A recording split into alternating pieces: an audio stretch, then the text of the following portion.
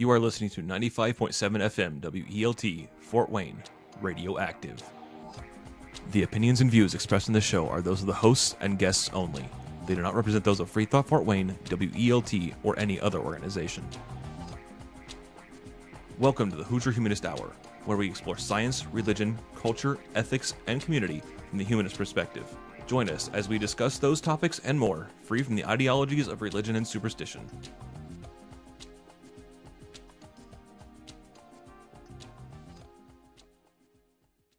Hello to all of our listeners out there, and welcome to the Hoosier Humanist Hour.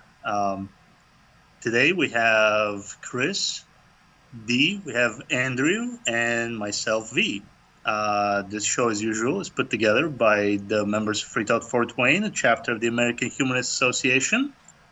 I'll just throw our contact information out there, just, if anybody wants to get in touch with us.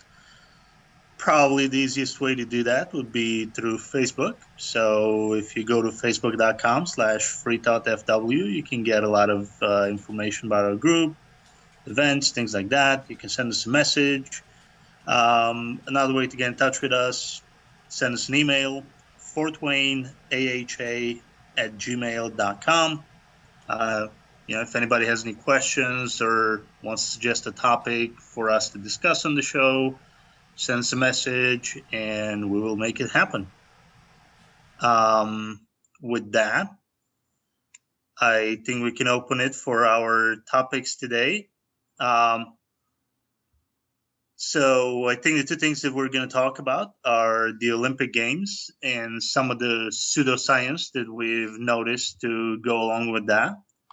And we're also going to talk about morality and our differences and how each of us sees morality, its sources, what is and isn't moral, and things like that.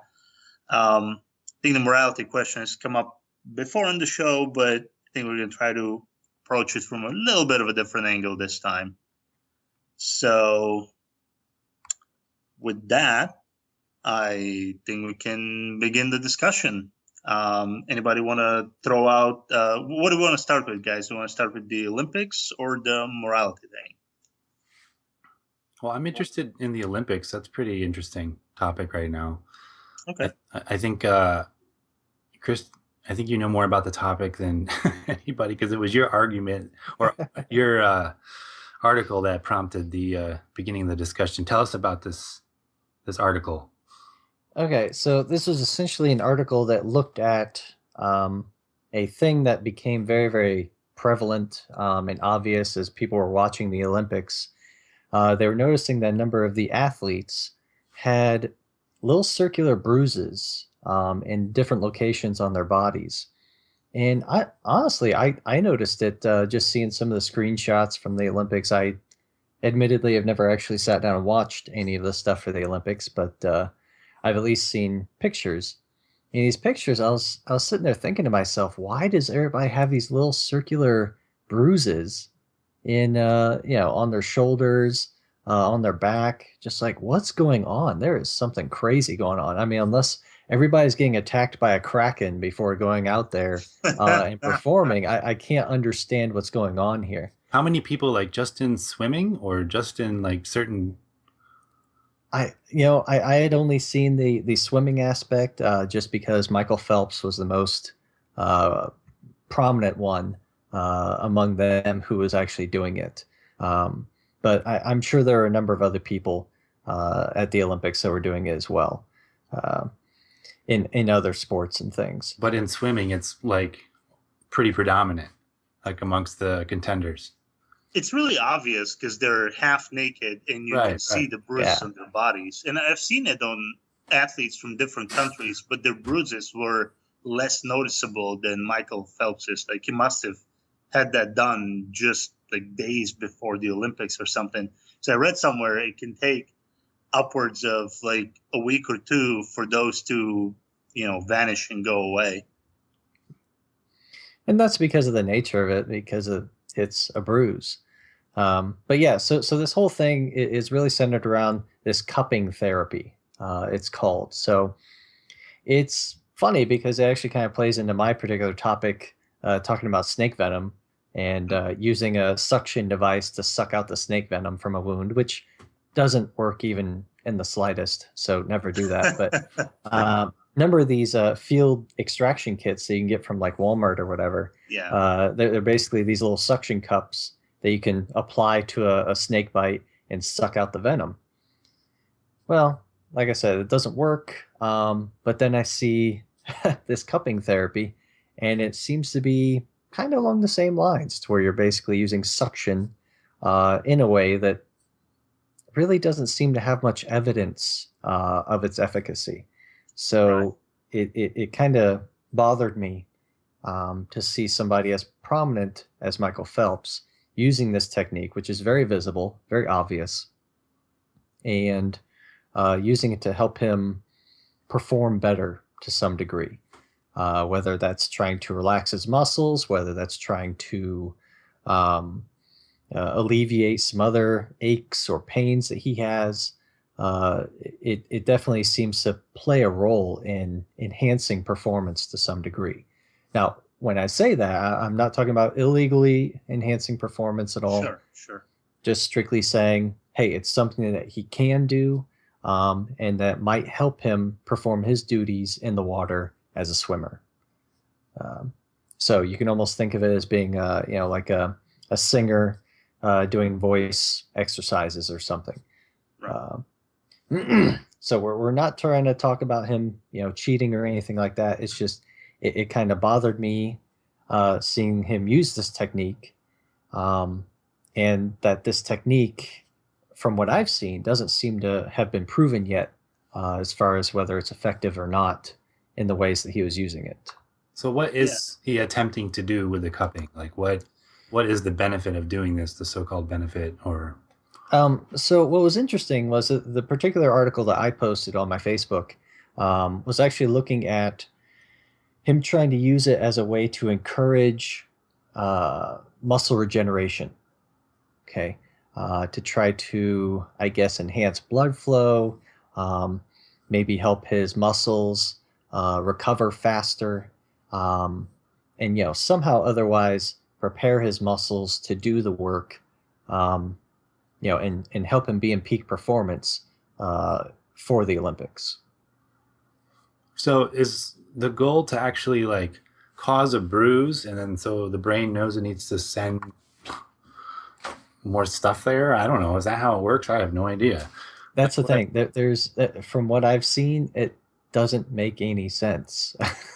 It's very difficult for me to wrap my head around what he's trying to do and the logic or the physiology behind it, because none of that makes any sense.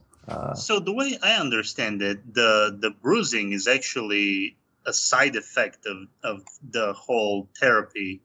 The goal is basically to provide like a really deep tissue massage, more or less, and that somehow to promote, better recovery, improved performance, yada yada. So the bruising really is just a side effect of this whole thing. That's as far as I'm aware of, anyway. Yeah, definitely. It seems a little weird. Yeah, Oh, it is. very much so. But do we know that it doesn't work, or is it? It just seems to me like right off the bat, and I have absolutely no idea what evidence there is to support this. Like, I'd be pretty skeptical of that. Right, and so like Via was saying, some people do claim that it can help get down to the tissues because of that suction through there, and somehow release some tension in some tight muscles to try relax them, some ease some pain in some areas and in some regions. And it's really difficult to find any research that actually supports those notions. And so the research that I was able to find was a review from 2012, and it talked about being able to, this particular cupping therapy, being able to help herpes, facial paralysis, acne, and basically pain in the neck. Being able to help those sorts of things when used in conjunction with other types of methods, like acupuncture or medication. As far as effects by itself, they seem to struggle to show any effects of cupping therapy when used by itself. So that's where I throw in my 2 cents and say, well, it's kind of difficult to say that there is a provable effect if we're seeing some plus and minus kinds of situations where it might help some people, whereas other people actually might make worse. Yeah. So that's where we come into the individual factor. If it helps you, great. But don't sit there and go around touting that's a great thing for everyone, because half the time it helps people, half the time it hurts people.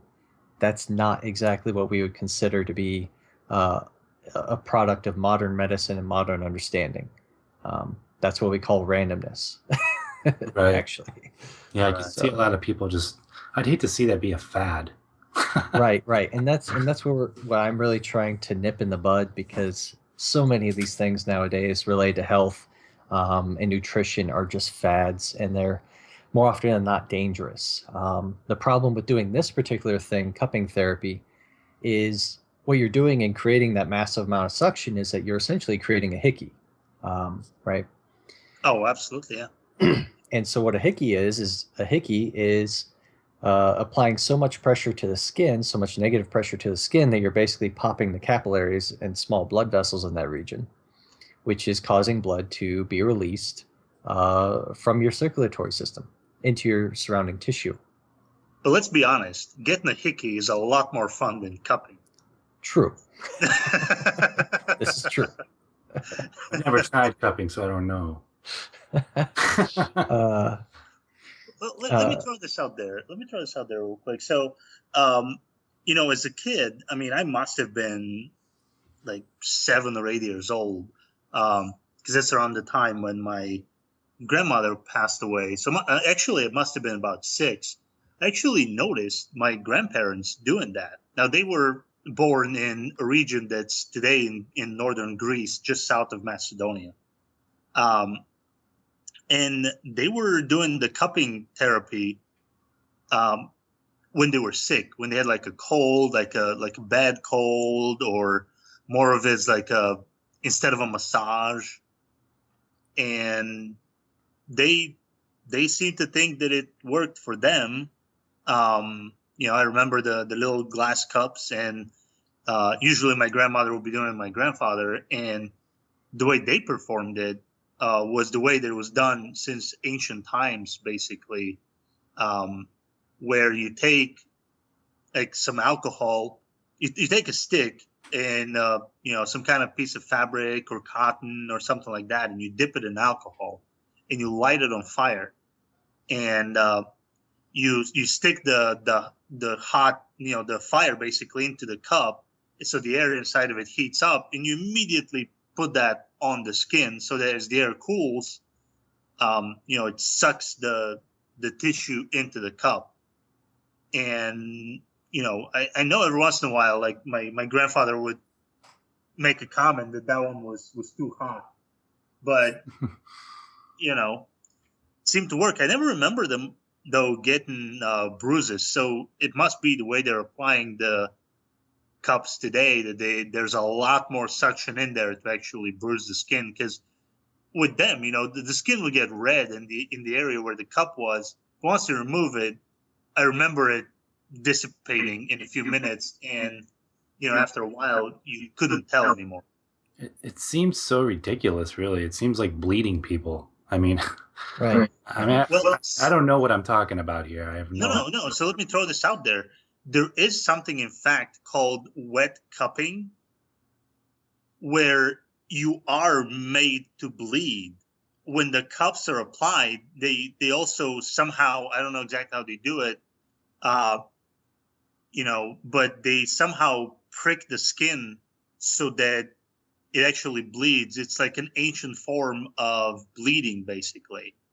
I mean, cupping has been around for a long, long time.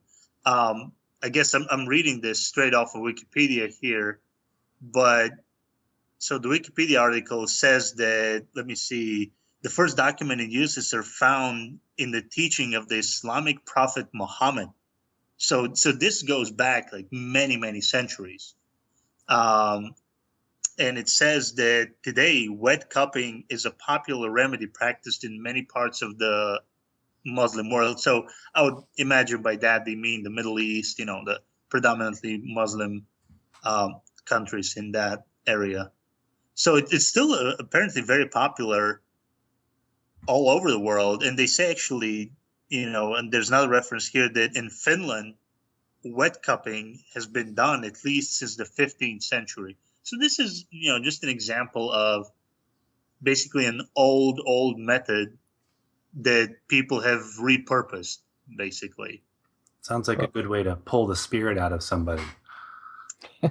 Well, I guess just your little story that you just told, V. I guess I just almost cry a tear just for all the missing alcohol that should be in my belly and not used for cupping purposes. Well, it was rubbing alcohol, so. Oh, okay, gotcha. If that's true, Christopher, you may have a problem.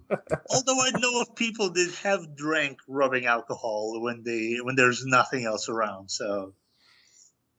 Yeah, that's not healthy. That'll kill you real quick. Rubbing alcohol? Oh, yeah.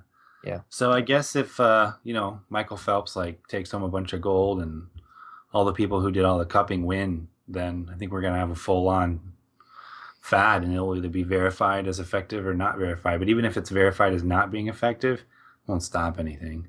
Oh, I mean, those kind of pseudosciences, they propagate regardless of any evidence whatsoever of their effectiveness, really. Yeah. You guys ever heard of Steven Novella? No. No. He writes a very interesting blog together with a couple of other guys called sciencebasedmedicine.org. So just to give you a little bit of an example of his education, he went to Georgetown and Yale. And so he's very educated. He's a neuroscientist. I don't remember where he teaches right now, but really smart guy. I've watched a lot of his lectures and things like that he's done over the time. And I followed that science-based medicine blog, basically. And they recently had an article on cupping. And he referenced a lot of studies and things like that are very biased, and all the positive studies basically come out of China and places like that. And they really the studies that are in support of cupping are usually very small. They're not properly done. And it was very interesting. He gave an example of this paper that was published that seemed to support cupping. And there was this randomized trial that they referenced in the study. But as it turns out, that randomized trial, appeared to show a null result, basically no difference. So they threw in a bunch of other smaller studies that show the positive, result because, well, their paper would have been worthless otherwise, kind of thing. So it's just funny how these pseudosciences are very geographical in nature, and they spread from one area to the rest of the world, and how people rely on these unsubstantiated, trials and just badly performed science, really. And the thing is that with a lot of these things, they're actually dangerous to some degree, and the danger in doing this cupping, especially what you were saying with the wet cupping, the danger is all the things associated with a low amount of blood running through your body.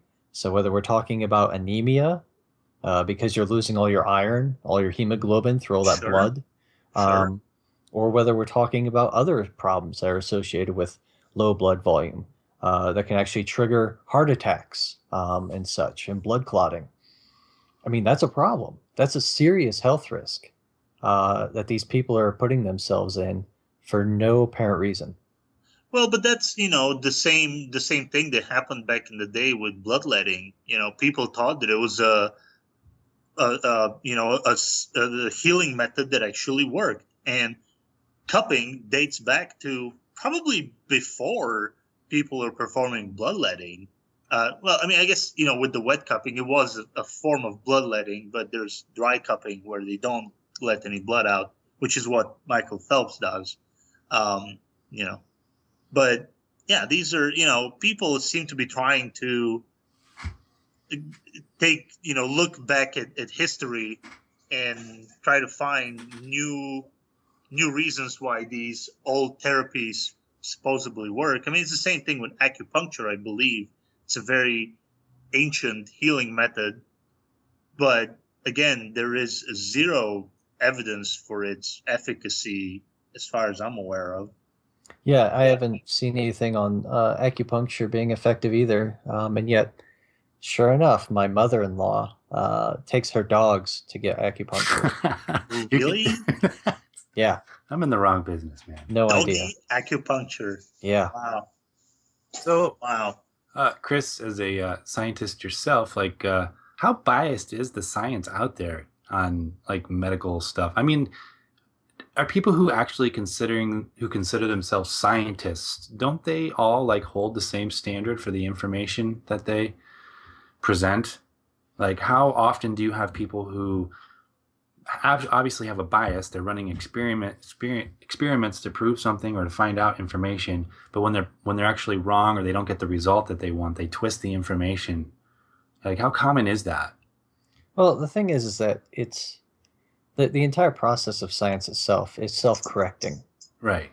Now, whether that takes place in a month or 10 years, that really depends, but the overall process is self-correcting. So if you screw up stuff and somebody goes to repeat your study and they physically can't, then that's evidence that you fudged your stuff. And so they start investigating further.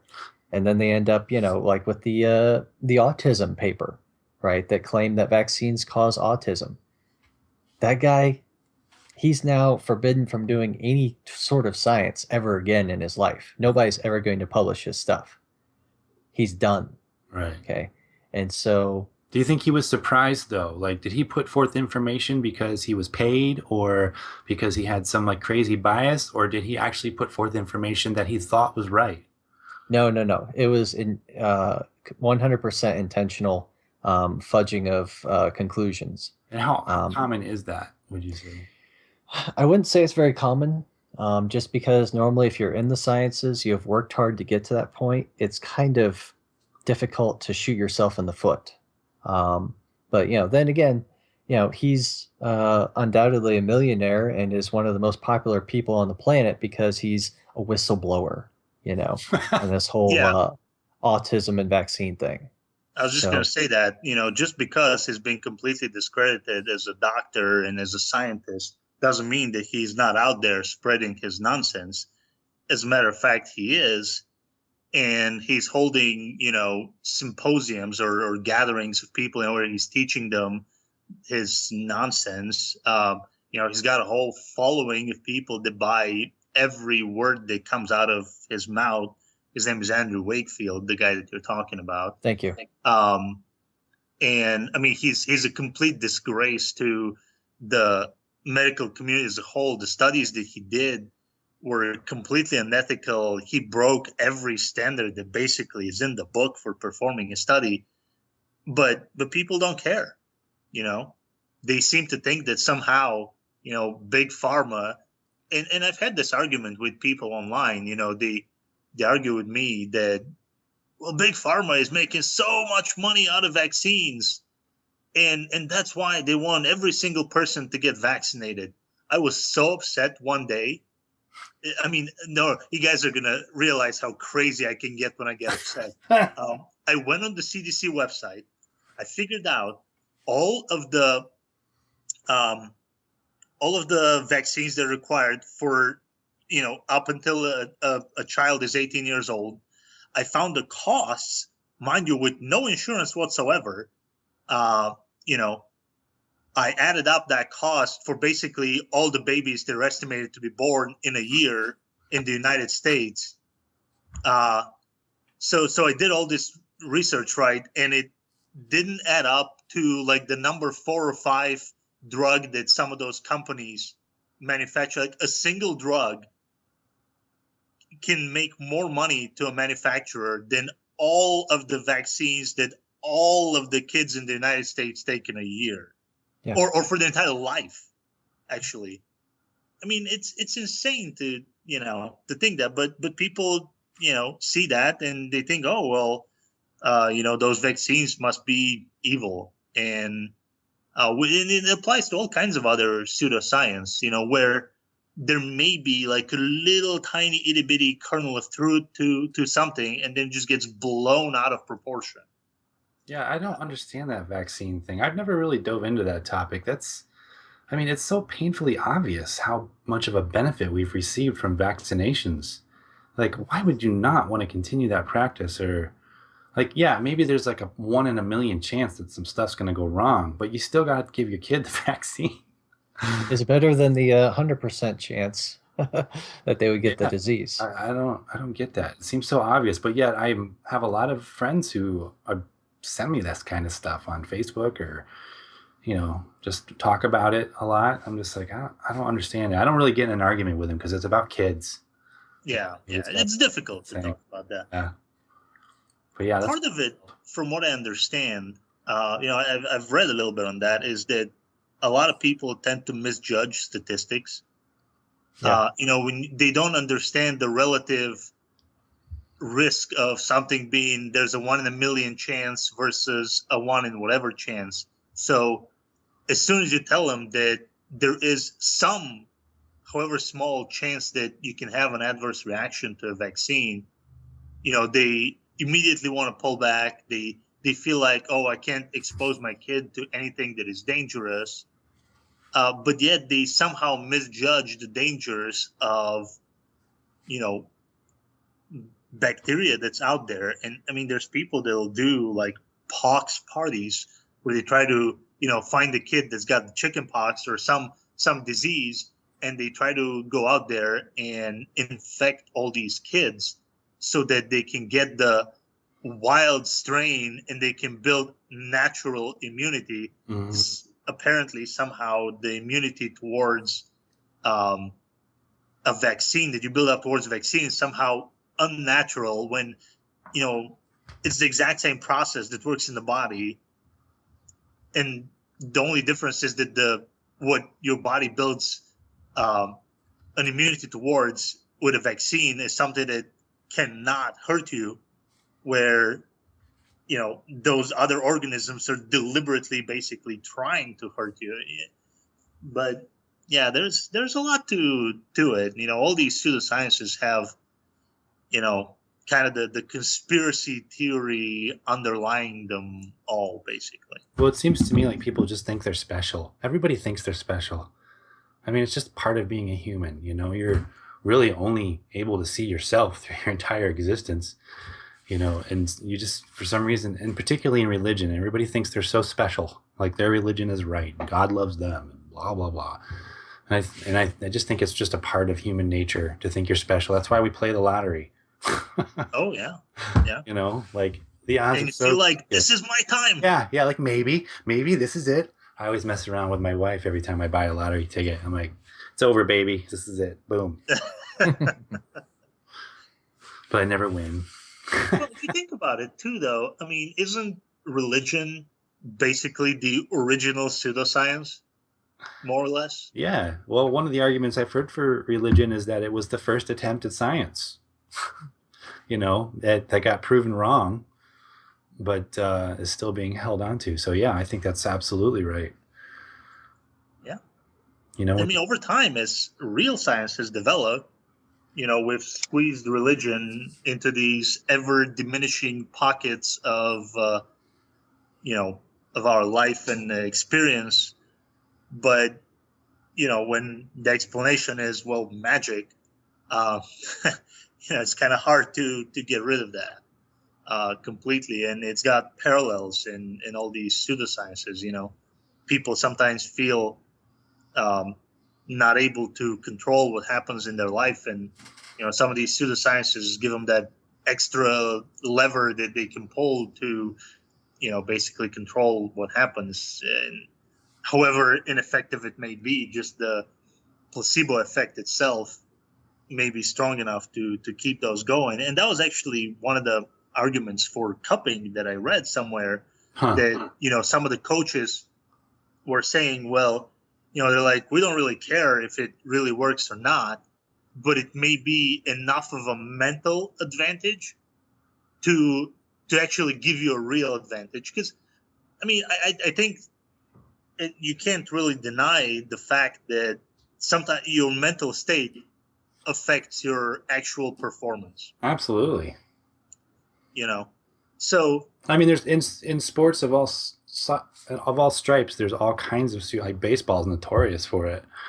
Like not changing your underwear, not shaving or whatever, just because you make it up in your head. But it's there regardless, so you have to deal with it. Apparently a few years ago, athletes used to use some kind of hologram bracelets. I don't even know what these things are, but they were supposed to help them somehow. And it was, again, one of those things where, well, if it gives you a mental advantage, if you think it gives you an advantage, it maybe will, in fact, give you an advantage. It maybe will allow you to push yourself just a little bit harder. See, that's a good argument for, like, really appreciating all the scientists and smart people who figure stuff out. But then maybe you could just have a really good life and, like, live in your little bubble and not have to worry about it. Just believe whatever you want to believe. Just have fun. Enjoy your life. Hey, ignorance can be a bliss. There is no doubt about that. Yeah. I kind of get jealous sometimes for people who can do that. It's just once they try to come up to me and start telling me what side is what, that's when it becomes a problem. Yeah, oh yeah, absolutely. As long as you don't make me believe it too, hey, do what you want to do. Just don't make me do it. Yeah, so it's interesting how ancient of a method cupping has been. Like, I never realized that it went back all the way to the days of Muhammad. I mean, it's incredible how these things propagate through the years. And largely remain unchanged, and nobody has debunked them for so long. And we have to see Michael Phelps do it on the Olympic Games to catch the attention of a lot of people. I want to see realize that it could be even harmful. I want to see him come back for a sixth Olympics and then blame it on cupping, and then maybe I'll be like, okay, man, this might be the real deal. I think I'm going to put that up on my skeptical shelf. Like, if a doctor recommends that I get cupping done or something, I'm going to be doing some more research on it. But it also makes me think I'm in the wrong business. I just need to design some ridiculous therapy that's total BS and make people believe that it's going to work, get that placebo effect going, and then sell that thing for like $1 billion each time. Just be done. Well, if you're interested in helping people who are trying to have kids, you could always, propose it as a way to enhance fertility in men. Yes. And you can literally go around and cup someone's balls. This is real cupping. Right. We could find some scripture in some holy book and twist it around and be like, well, that's what that was. It was cupping. And, bring it back. You guys need to check out the image I just sent in the Skype chat. I mean, seriously, just have a look. Okay, this I got this from Wikipedia's page on wet cupping. This is cupping. Basically, it shows a guy with two of those cups right on his butt, and it's apparently is from some book from 1694. No kidding. Wow. They put a lot of time in drawing that too. I mean, it's a good illustration. I mean, that's a very high quality drawing there. For butt pain. apparently. Uh, Interesting. Yeah, I'm gonna stay away from cupping for now. yeah. I don't know. There's a lot of these pseudosciences. We mentioned acupuncture. There's so much more out there. I think we should change our topic to morality. Okay. Yeah. Well, let's go for it. Let's go for it. So last week we were talking. It kind of dawned upon us, or at least me to some extent, like most of our audience has no idea who or what an atheist is. They just have a lot of weird preconceived ideas, and we talked about, well, we should talk about how our morality, what defines our morality, and we wanted to see if it was different amongst us, because I hate to use the term atheist really, because I think it's dumb to be anti something, but I don't believe in a God, came from that background. So I have a particular history, and I have, I think, a fairly good rule for what's moral now. That's totally different from that. And I'm curious if you guys have something that would be similar to that. Anybody? So I was talking to my girlfriend, and she's big into philosophy and things like that. And I was telling her, and she's a theist, how I view morality and what is morality to me and things like that. And she seemed to put me under a branch called consequentialism, I guess. Okay. Where my view of morality is that what is moral is dependent of the consequences of your action. I mean, if the consequences of the action promotes in some way goodness or improvement to a living creature, it's moral. And I guess there's some sort of virtue morality that seems to indicate that we should strive to do better. And I don't know. I didn't quite understand it, but I guess I appreciate that. That's kind of where my morality is leading toward virtue morality. Okay. I have a definition of consequentialism here. It says, is an approach to ethics that argues that the morality of an action is contingent on the action's outcome or consequence. Yeah, I agree with that completely, with one slight caveat, and it is unintended consequences. Let's say that I as a consequentialist think that a given action will have a positive outcome. But let's say I think that I should go donate money to this charity group, but it turns out that this charity group is a front for some terrorist group. In effect, my money funded terrorism. Now, I didn't know about it. That was my intention. My intention was to feed the homeless or something, Sure. So, you can't really separate intent. I mean, intent does matter. You make, in order to be a consequentialist, you have to make some assumptions on what is a good consequence. Like, you're going for something that's good, so you're assuming that whatever you're going for is the good or a good thing. Right. How do you determine what is good? Well, to me, what is good is that which improves the condition of a sentient creature. I don't think we can apply much morality to, one of those mussels, those seashell mussels, like that thing. I don't know if it can be moral with respect to it. I don't know if it really can be considered a sentient creature or a plant. If I'm eating a tomato, I'm not I got you. really hurting the tomato. Where if I'm eating beef, you can make the argument that the animal was hurt, and you can at least make the argument that was a moral or an immoral thing to do. Because a cow is self-aware. It is aware of its offspring. It helps bring up its offspring and so on. So you can make some argument there, and you can agree or disagree with it. Have you always had this view? Not necessarily. And it kind of, well, I think the views of morality change with age. Sure. When kids are growing up, they think that what's moral is that which mom and dad commands. Sure. If mom and dad says so, then that's what you got to do, and that's what's good.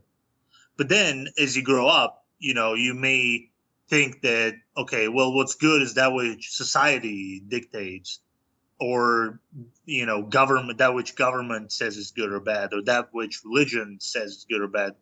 And I think it really, once you're really a grown up, once you grow out of those notions that morality comes from the outside, I think morality has to necessarily come from the inside in order to claim that you're even a moral agent. Because if you're just, obeying some rule, does that really imply a moral action?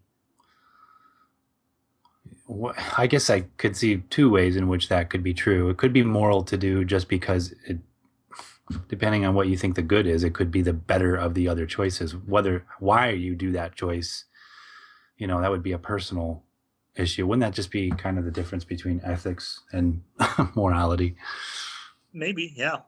Well, here's an interesting caveat. Can inaction be moral or immoral? Can inaction be inaction? Yeah, just sitting and not doing anything. Like, can you be considered that you have done something immoral if you didn't do anything at all? I think so. I see that just gets into that gets into more philosophy. Yeah, I would. Yeah. What's your thoughts on that? I don't know. You guys are doing a nice job covering it, so I'm just sitting back and listening. Well, so no, I definitely think that inaction can in fact be moral or immoral as long as it's willful. I mean, if you were asleep, obviously, yeah, you didn't do anything to save your neighbor from his burning house, but then you weren't aware that his house was burning.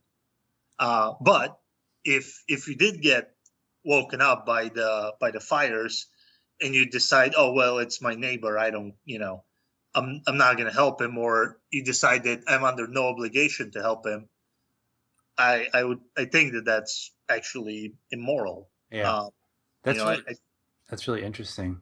Yeah, there is a duty to your neighbor, in my opinion, to help him out, or to your friend, just as a nice person, I guess, as a moral agent in this world. So the highest ideal for you would be doing whatever you can to promote sentient beings, or promote the happiness and the life of a sentient being.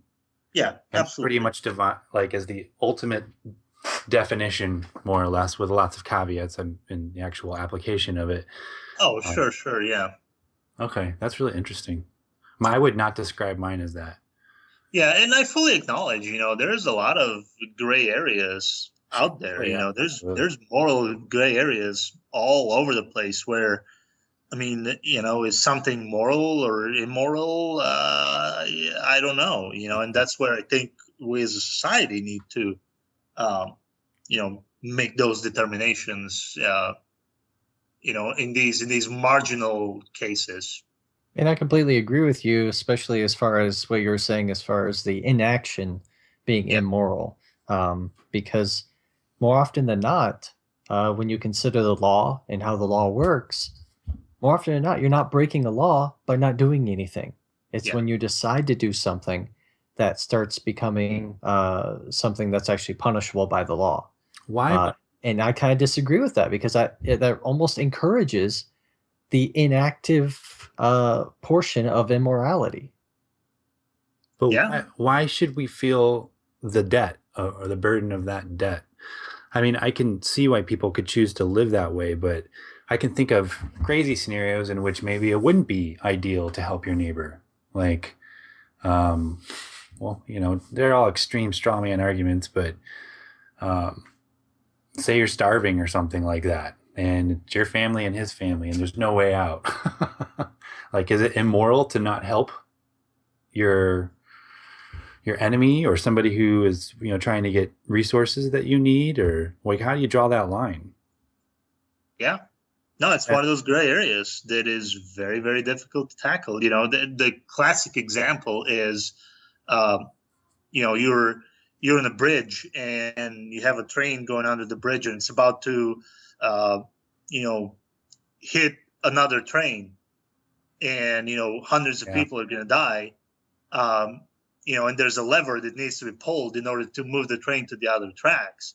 Well, let's say if you were to jump on it, you only weigh 100 pounds and that lever would never switch. But there's this really big guy right next to you that weighs 300 pounds. If you knocked him over on that lever, it'll switch the train because that lever needs, a little extra force. Well, is it moral to push that guy off the bridge and kill him, basically, to save the lives of everybody in that train? What's your answer on that, V? Oh, I hope I never am faced with that. I mean, the pure consequentialism, maybe, and I don't want to make any claims for that worldview, but on the surface of it, like a really callous person would probably just add up life saved versus cost of life lost, and would say, yep, 1 out, 100 saved, we're good to go. This is a moral thing. But I mean, that person would have lived. This is basically, just sheer luck. And gosh, it's really hard to make that argument. Now, if you were to throw yourself on there, that's not an option, man. But let's say that it was. Let's modify the scenario a little bit. Let's say that it was. I would greatly applaud a person that has the moral conviction and courage to do that. I would never encourage anyone to do that, but that person would probably be regarded as a hero in our culture, where if you were to push someone else to do that, you probably won't, people will take their time deciding whether you were a hero or not. I would push him. Yeah. Yeah. I mean, I wouldn't like the fact that I was stuck in that situation, but I feel personally that would be the moral thing to do. If I was in that simple of a box. That's the issue, is that, you would have to deal with the $1 million lawsuit from that man and his family. Yeah, but that's and yet, and you would be behind bars for, felony assault or intent to kill, intended manslaughter. Yeah, but just it wouldn't determine whether or not something is moral. But that's what I'm saying, is that inaction, even though it would be immoral, you at least wouldn't be punished by the law or be sued for it. So does that define your morality, like the consequences of your actions? I mean, it would, I think, to some extent. Yeah. To me, that would define the way I understand morality, with the caveat that intent matters. Sure. I mean, well, let me throw this out there to you guys. Let's say that we have some rich person that gives money to charity. Let's say he feeds the abandoned kids. The whatever, right? Some novel, on the surface, very noble cause. Has, and he gives. Let's say he gives a lot of money. Let's say it's millions of dollars. He feeds kids all over the country. But let's say that he did that from pure self-interest, and by doing that, he gains a lot of popularity, and his company makes tens of millions of dollars in profit because people see him as this nice person, but he's purely doing it out of greed and self-interest. Would you consider his actions moral? Man, I don't know. I don't know if I agree with you that intent is all that necessary in defining what is moral.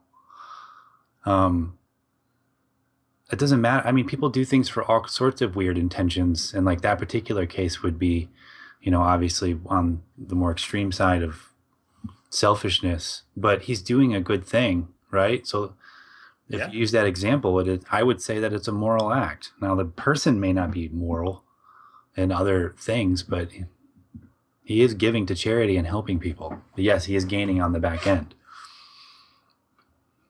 That's moral to me. And actually, I would agree with you, for the simple fact that all the other rich people, without saying it, are not doing that same thing.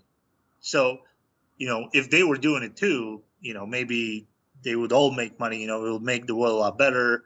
But I think that the fact that he's profiting from it doesn't take away from the fact that this is a moral action. It doesn't make it immoral or amoral. I think it still remains moral. That's I interesting. don't know. What do you guys think about morality? I've been talking about what I think, where my morality comes from and all that. Yeah, that's really interesting. Do you have any? What do you guys think? Yeah, Christopher, do you have anything that defines your morality? I don't know. I just go day to day. Just because of how convoluted everything is, like you guys are kind of hinting at, you have actions, you have consequences, you have the opinions and judgments of others, and then you have that all underlined with intent, and how much selfish intent or selfless intent is involved with the situation. So I believe that really it's difficult to have blanket understandings when every single situation is very, very different, and depends on an innumerable number of factors. And so when left with the decision, well, do I, sit at home and try to grade papers so that my students have their papers back tomorrow? Or do I, go and volunteer at a FreeThought event that where they're cutting homeless people's hair, and take a lot of pictures for that and post them. And it's really gauging who's more important and what sort of opportunities or rewards are available for each of those scenarios. And so it's really, just something I judge on a day-to-day basis. Yeah. That's interesting too.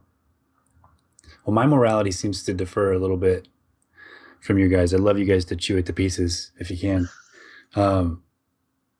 Being raised in a church, when I left, the religion in general, I had to totally come to terms with morality and what it is, and kind of make my own way. And the best that I've been able to come up with so far is the preservation of civilization and knowledge, and making sure that I do not hinder that in any way. And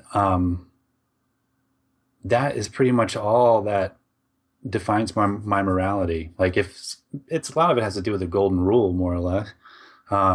Would you do that to somebody else? Or if somebody did that to you, how would you feel? Or if everybody did that, would it be a destroying thing, or would it build things up? So it's pretty loose now. It's way looser than it ever used to be. I mean, I could see somebody, lose their self into drugs and, die overdosing on something, and I wouldn't judge it as being immoral because it's their life. Now, it would be immoral if it damaged their family and did a bunch of other things. There's arguments for it being immoral, but if there was a way to do it in such a way where it didn't hurt anybody else, then I wouldn't judge that in and of itself an immoral action. Yeah, I would agree with you. If you were an orphan and you left the orphanage at 18 years old and you took off, and nobody knows you, and you decided to live in seclusion somewhere in Alaska, I mean, what you do with your life or how you end it, it's totally up to you. So it's totally up to you, but it wouldn't.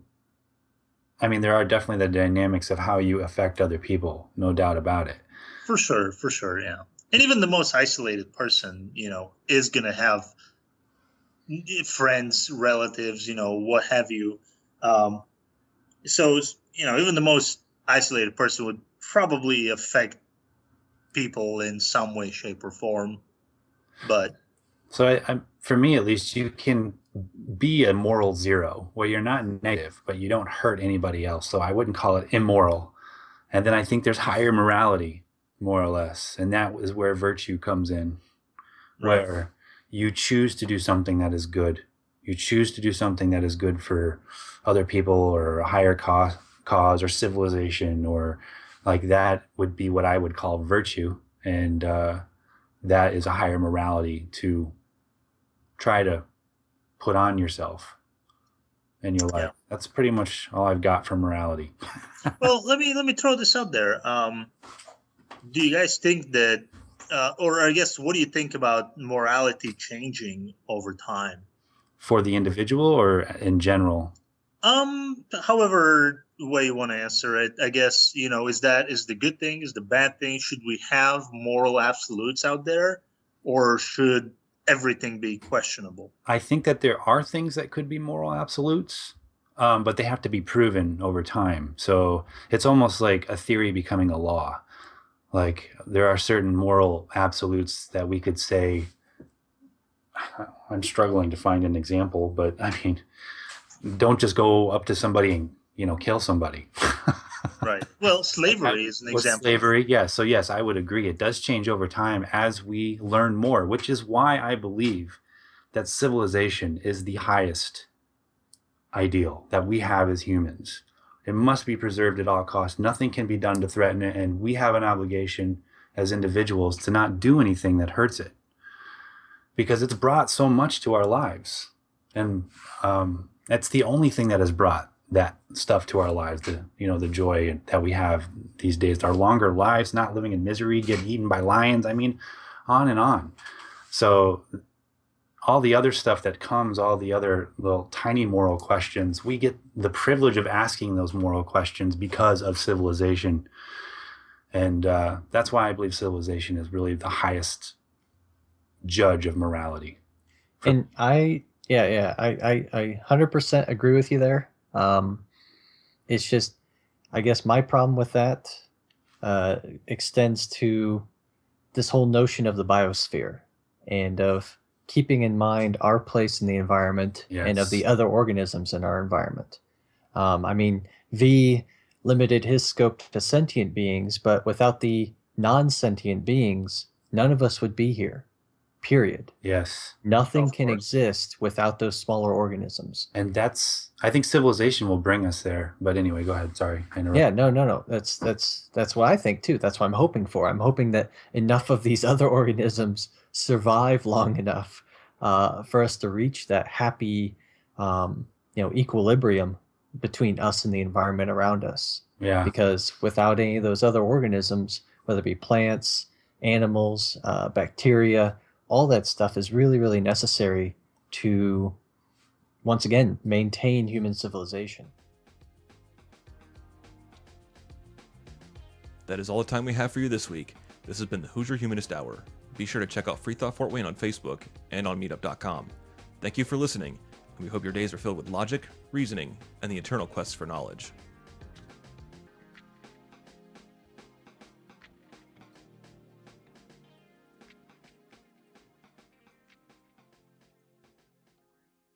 I think